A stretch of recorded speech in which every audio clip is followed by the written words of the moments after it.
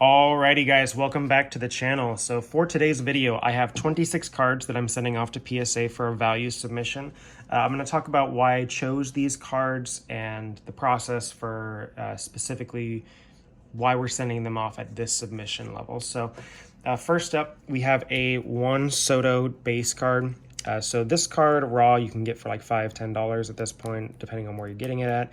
And PSA 9 will get you about $15, and a PSA 10 is about $45 to $50. So right off the bat, for all of these cards that I'm sending off, these are lower value cards, going to be under that $200 declared value. But these are cards that we're trying to get back at around like a 75% rate for PSA 10s.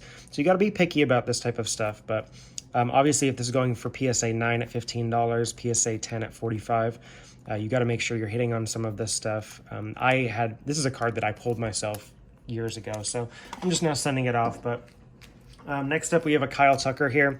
This is a Heritage Miners card. It's a green border at a 50.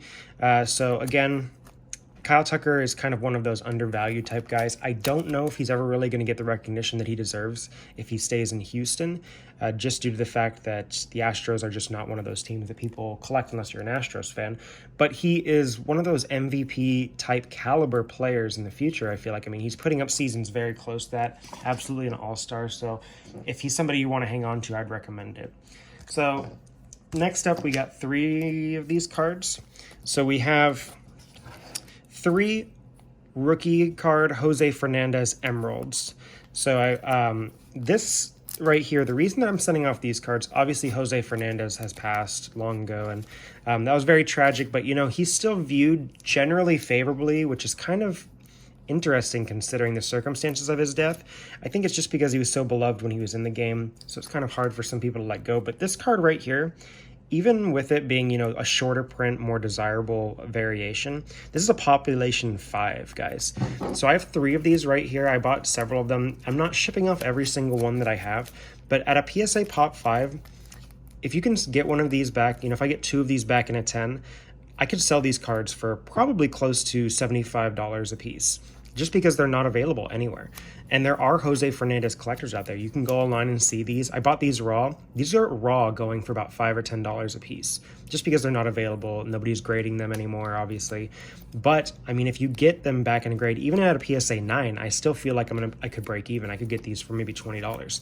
So these are the type of moves that if you have like a lower bankroll, you're not able to go out and buy $200–300 cards regularly, pick up a couple of these, send them off, make sure that they look clean. And you know what, if you get them back, I mean, if I get these all back in a 10, that's a Pop 8, and I have over 1/3 of the population in my possession. That's pretty insane when you think about that, considering this is a 2013 card of a premier pitcher from not that long ago. So, I don't know. It's just one of those things to consider. From the same set, we're going with the 2013 Bryce Harper Emerald. This is a Pop 46, and these go for about $85 in a PSA 10.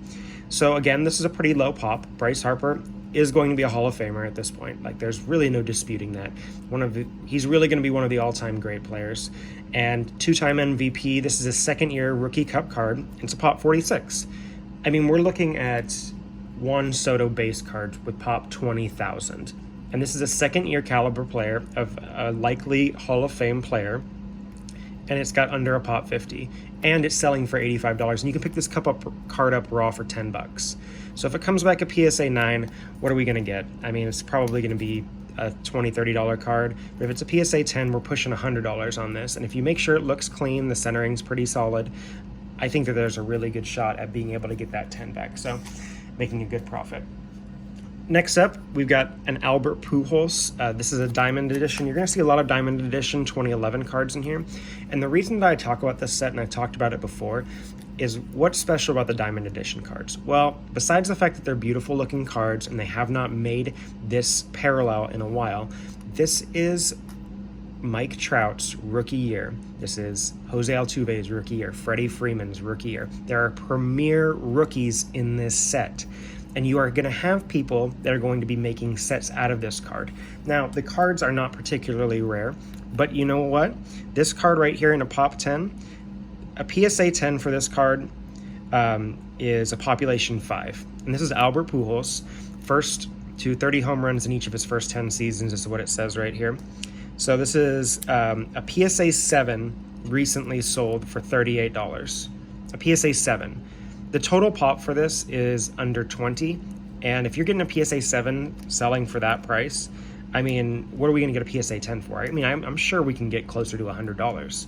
And so this is a card, again, I picked it up for $5. We grade it. I get a PSA 10 back. We're looking at a huge profit on here. This went from $20 in to $100 out. That's the type of stuff that we're looking at. Same thing here with this Cognate. I can't even say it. This is another variation of a diamond parallel. But again, we look over it, make sure the centering's pretty solid. The card looks clean. This is a population 14, a total population 14. That's all that's available for this. You're not going to find this in many grades at all. And so if you can get again in this a 10, you're probably pushing, $100. PSA 7 of this one also sold for $46. It's a PSA 7. Yeah, the 7's a pop 1, but the total pop is 6 on this. There's only 6 total graded cards of this. Like, what's the risk involved if a 7's getting a $46 back? There's zero risk at all. It's 100% pure profit. Next up, we have another 2011 Topps Diamond card. This is a different, this is not from the base set, but it's a Rapper Redemption card. There's a total pop of 14 on this, PSA 10's pop 5. Clayton Kershaw. This is a second year card for him. It's a diamond card. Again, I think you're gonna have people looking at these diamond cards and these just look awesome, especially when you get them in holders. We're sending this off for $15 to be graded right now. If I get this back in a PSA 10, that's a pop 6 card. I've got one of them. I mean, what? You tell me I can't sell this for $50 easy? Even if it's a PSA 9, it's $20 is all in. I paid $5 for this card. I mean, $15 for grading fees. I'm sure I can get $20 out for this. Next one up, we have a 2013 League Leaders card, 294. I have 2 of these cards in like an emerald and sapphire. It's actually kind of interesting. If I have these nearby, I'll snag them, but I can't really see them. Oh, yeah, right up here. So, all right, I've got the emerald variation of this card. Got a couple of them right here. This one says emerald and this one says sapphire, if you can see the labels right here, but they're the same variation. But these cards right here in this variation are going for between $80 to $100. And you're not going to quite get the premier dollar amount on this one, but you're still probably going to be looking at around $60 if this comes up back a PSA 10. And again, what's special about this card, guys, there are 3 Hall of Famers on this card. None of them are in there yet, but they're all first ballot Hall of Famers. These are all beloved players. So I look at this card. You can pick this up for $10. You grade it for $15, $25 all in. You get 75% of these back at a PSA 10. And I mean, you're making easy profit on these if they're selling for $50 to $100 a piece between these variations. So again, these are the type of cards that if you have a low bankroll, this is the stuff you should be looking for, guys. Next up, we have a bunch of these cards.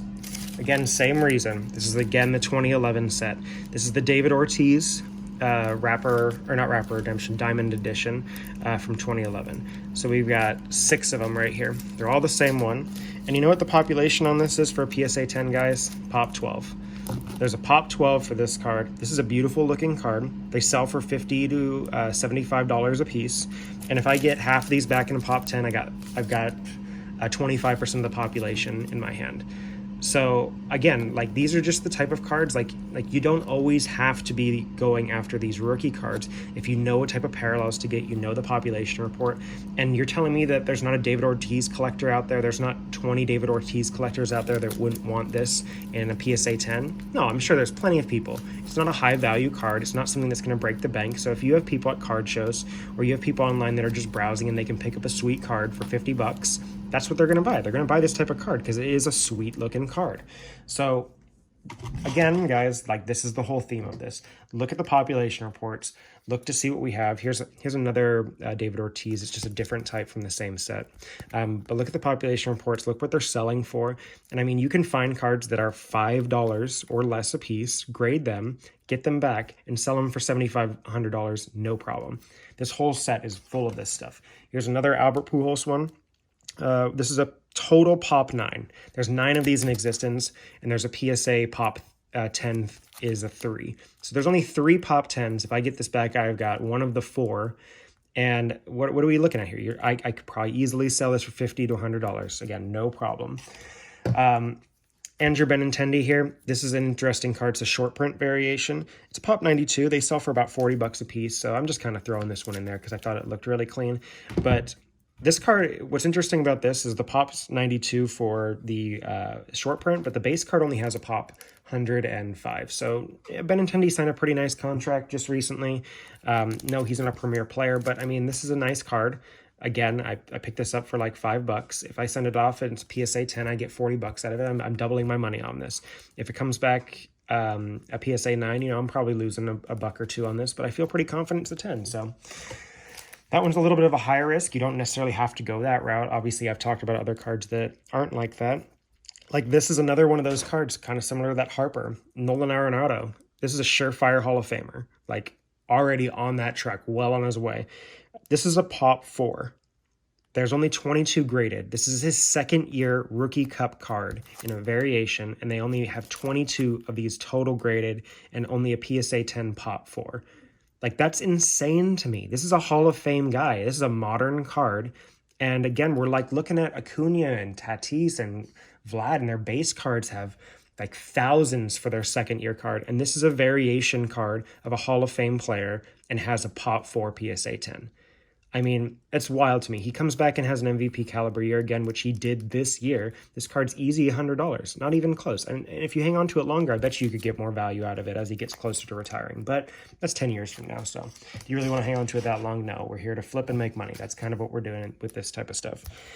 Another card here. This is Pop 18.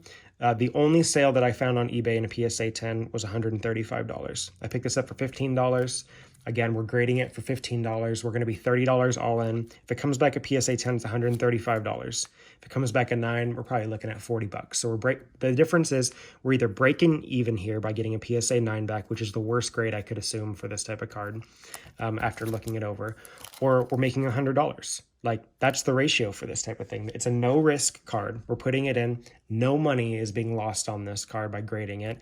And then if we come back at 10, we're making $100. That's what we're looking at here, guys. It's honestly easier to make money off of low-value cards sometimes than it is off of high-value cards if you know what you're looking for. Acuna here. Obviously, this is a sweet card. I love the photo on this, but this is a retail foil board card. This is numbered out of 264. The population for this is a Pop 19. It's not a super high-value card. It was $50 if it comes back a PSA 10, so we're probably breaking even. I think I picked this up for like $7, $8. It wasn't very expensive, but I mean, if he has a pretty good year, this card could go up in value. I'm not going to hang on to it that long, but again, if it comes back a PSA 10, we're making, $30 on it. Okay, guys, this is somebody that I needed to talk about, and I bought a bunch of his cards, and not a lot of the stuff that I've brought back has been gradable, but Andres Gimenez, guys, if you don't really know who Andres Gimenez is now and you're not paying attention, you guys, you need to look up him. So I'm gonna list off some of this stuff real quick. Andres Gimenez this year, these are the top 10 players in WAR. We had Judge, Ohtani, Sandy Alcantara, Nolan Arenado, Paul Goldschmidt, and you know who's number 6? Andres Gimenez. He put up 7.4 WAR last year, 141 OPS plus.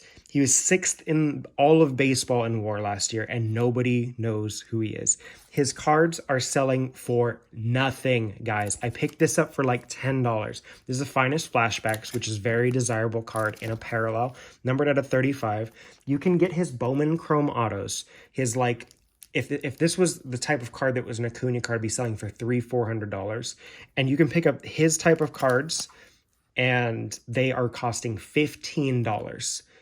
$15 for a Bowman or for Bowman Chrome Auto.